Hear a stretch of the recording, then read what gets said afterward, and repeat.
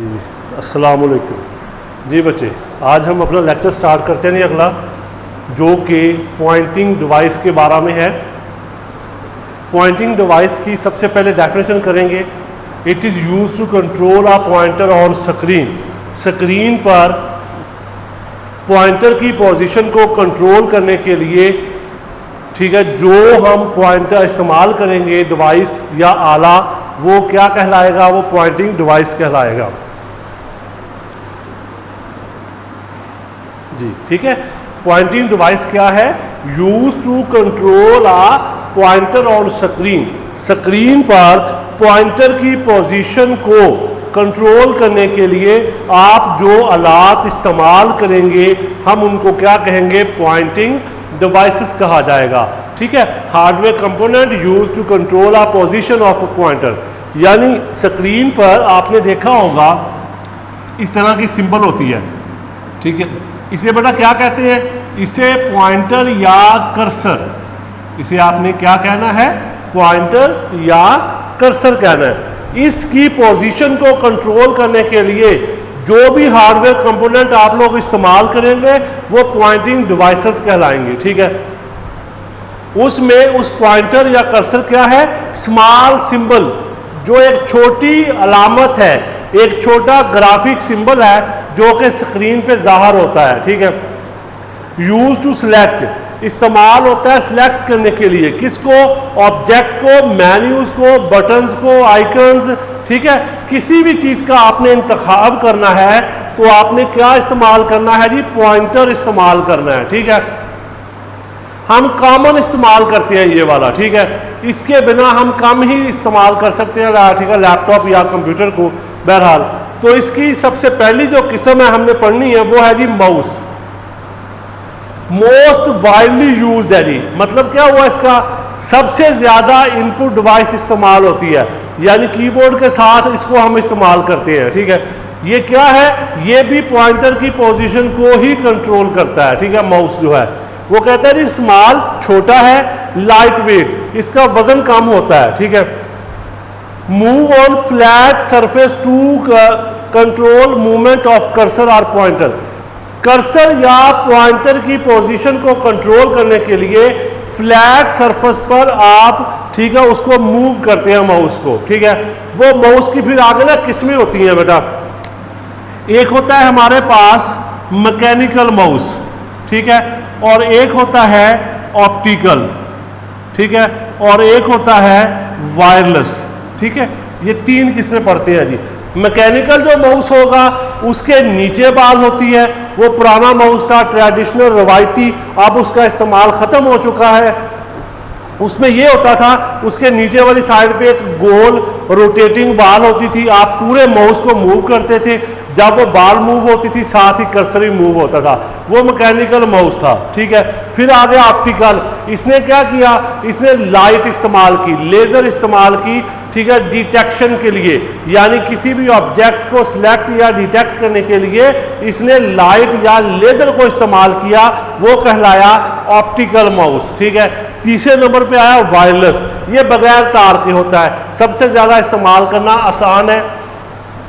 आप इसको 10 फीट तक इस्तेमाल कर सकते हैं बगैर तार के। ठीक है जी। हाँ जी। इसके बाद वो कहता है जी इसके ऊपर 2 या 3 बटन होते हैं और साथ में स्क्रॉल लॉक होता है। ठीक है। स्क्रॉल व्हील होती है। बटन कौन से हैं? एक होता है बेटा लेफ्ट क्लिक, एक होता है राइट क्लिक, और एक होती है स्क्रॉल व्हील। लेफ्ट का काम है किसी चीज़ को मुंतखब करना, सेलेक्ट करना, और जो राइट है, राइट का काम है किसी की प्रॉपर्टीज को ओपन करना। ठीक है जी। हम इसको, ठीक है, बात को समझ लग गई? यानी मैकेनिकल, ऑप्टिकल और वायरलेस, उसके ऊपर 2 बटन या 3 होते हैं, लेफ्ट क्लिक, राइट, और साथ में क्या होता है? स्क्रॉल। पेज को जब आपने ऊपर नीचे करना है ना, तो तब आप इसको इस्तेमाल करते हैं, उसको स्क्रॉलिंग करने के लिए स्क्रॉल व्हील को इस्तेमाल करते हैं। ठीक है। तो ठीक है जी, बात को समझ लग गई? ये 3 किस्म के माउस हम पढ़ते हैं। बहरहाल, माउस क्या है जी? एक पॉइंटिंग डिवाइस है जो कि पॉइंटर की पोजीशन को कंट्रोल करता है, और इसको फ्लैट सरफेस चाहिए मूव होने के लिए, क्योंकि हम सारा साथ, ठीक है, मसलन इसकी किस्में थी, एक पुराना माउस था उसके नीचे बाल होती थी, एक मैकेनिकल था जिसके नीचे लाइट होती है, और तीसरा कौन सा है, वायरलेस। ठीक है, जो मैकेनिकल होता है उसमें बाल मूव करती है, और जो ऑप्टिकल होता है उसमें लाइट होती है। ठीक है, ये माउस यानी सबसे ज़्यादा कॉमन इस्तेमाल करते हैं हम लोग। ठीक है, एज आ इनपुट डिवाइस। ठीक है जी। इसके बाद दूसरे नंबर पे आता है जी हमारे पास ट्रैक बॉल। ये जी अल्टरनेटिव है माउस का, मुतबादल। क्या मतलब इसका, मुतबादल इस तरह के माउस की तरह ही ये होता है, लेकिन इसका फ़र्क इतना है कि आप इसमें, उसमें बाल नीचे होती थी, इसके बाल ऊपर होती है। इसको हम आमतौर पे जो लैपटॉप कंप्यूटर होते हैं उनके साथ आता है, नहीं तो जो आपके जो साइंटिफिक लैब होती है ना, या साइंटिफिक जो ठीक है गैजेट्स हैं, या हमारे पास कुछ साइंटिफिक ठीक है चीज़ें हैं, वहाँ पे इस्तेमाल किया जाता है इसको स्क्रोलिंग करने के लिए। तो बहरहाल ठीक है जी, ट्रैक बॉल क्या है जी, ये मुतबादल है। ठीक है, इसकी पूरी बॉडी मूव नहीं करेगी, बल्कि इसके ऊपर एक बाल बनी होती है, आप उस बाल को मूव करते हैं। जिस तरह बाल को मूव करेंगे कर्सर भी उसी तरह होगा।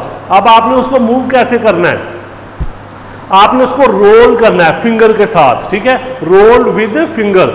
ये जगह कम करेगा, ठीक है, और ये जगह इसलिए कम करेगा क्योंकि इसने सारे ने मूव नहीं करना, बल्कि इसके ऊपर जो बटन बना हुआ है वो मूव करता है। इस वजह से ये जगह कम घेरता है और ज़्यादा इस्तेमाल होता है। ठीक है जी।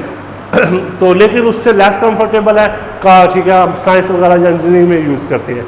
तीसरी टाइप आ गई जी हमारे पास टच पैड या ट्रैक पैड। लैपटॉप में आपने देखा होगा, लैपटॉप का कीबोर्ड होता है, कीबोर्ड के नीचे वाले हिस्से में आपने देखा होगा ऐसे एक छोटा सा उन्होंने खाना सा बनाया होता है, चौरस। ठीक है,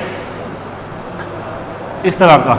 ठीक है, और यहाँ पे उसके बटन्स होते हैं। ठीक है, ये वाला जो हिस्सा होता है ना, इसको आप फिंगर के जरिए मूव करते हैं। जिस तरफ आप फिंगर मूव करेंगे उसी तरफ आपका सारा ठीक है मूव करेगा। ठीक है जी।